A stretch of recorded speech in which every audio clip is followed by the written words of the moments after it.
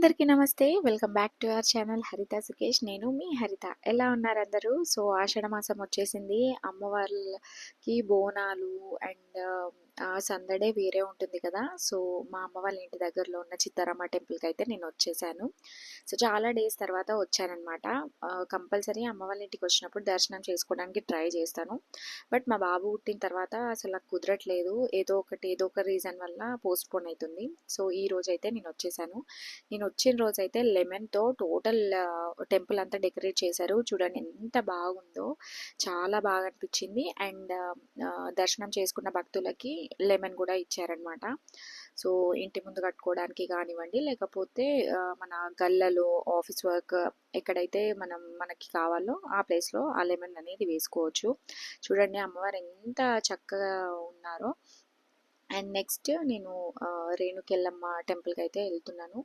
And ఏంటంటే ఈ టెంపుల్లో రేణుకెళ్ళమ్మ, చిత్తానమ్మ తల్లి అండ్ పోచమ్మ తల్లి, నాగులమ్మ తల్లి 4 టెంపుల్స్ ఉంటాయన్నమాట ఈ చిత్తారమ్మ టెంపుల్లో.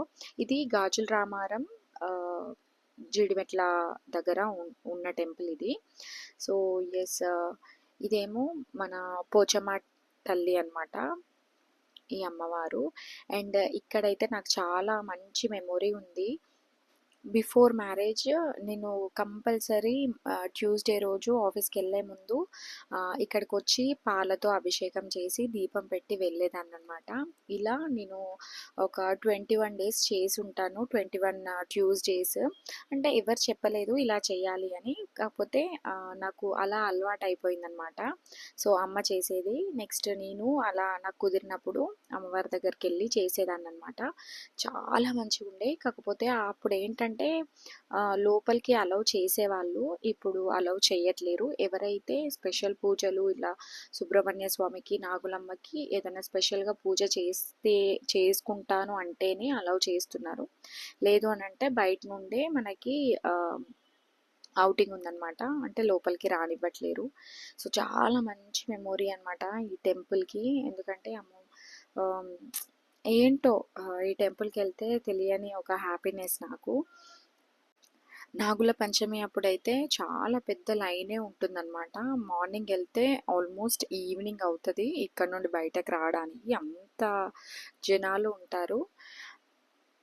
ఈ టెంపుల్కి పక్కనే మనకి మొక్కులు ఏవైతే మొక్కుకుంటారో అవి అక్కడ ఆ చెట్టుకి టై చేస్తారు. చాలా పెద్దగా ఉండే చెట్టు ఏంటో ఏమో ఎండిపోయినట్టు అయిపోయింది. చాలా బాగా అనిపించింది ఆ చెట్టును చూస్తే.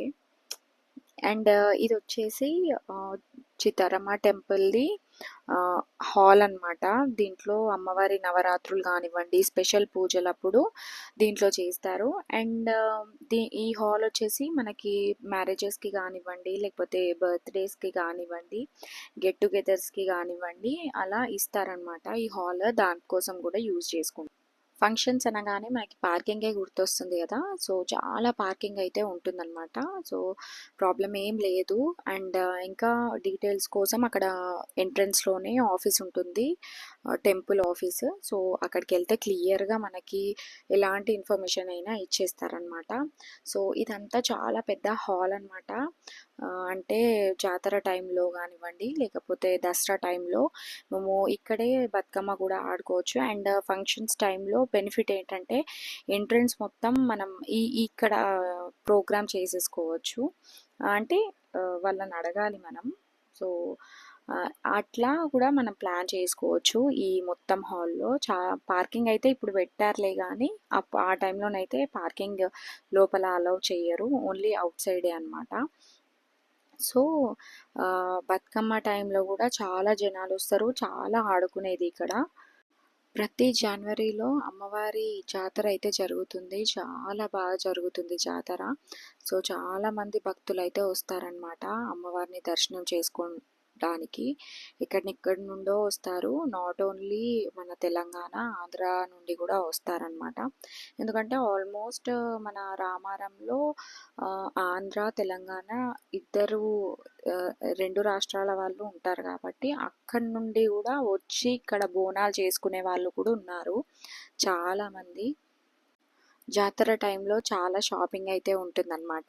మేము జాతర అయిపోయిన తర్వాత కొనుక్కునే వాళ్ళం ఏ వస్తువులైనా. ఎందుకు అనంటే అప్పుడు అంటే నార్మల్‌గా మనం ఎంతకి అడిగితే అంతకి ఇచ్చేస్తారు. చాలా రీజనబుల్‌గా ఇచ్చేస్తారు. రీజన్ కాదు, అసలు వాళ్ళు లాస్‌లో కూడా ఇచ్చేసి వెళ్ళే డేస్ కూడా ఉన్నాయన్నమాట. అందుకోసం మేము జాతర అయిపోయిన తర్వాత ఎప్పుడైతే పబ్లిక్ వెళ్ళిపోతారో ఆ టైంలోనే మేము ఈవినింగ్ టైంలో వెళ్ళి అన్నీ ఏవైతే కావాలో, ఏవైతే నచ్చుతాయో అవి కొనుక్కొని వచ్చేవాళ్ళం అనమాట. చాలా గుర్తొస్తాయి ఆ మెమోరీస్. ఇదండి వాటి వీడియో. నచ్చితే లైక్ చేయండి అండ్ కామెంట్ కూడా చేయండి ఎవరైతే చిత్తారమ్మ తల్లిని దర్శనం చేసుకున్నారో.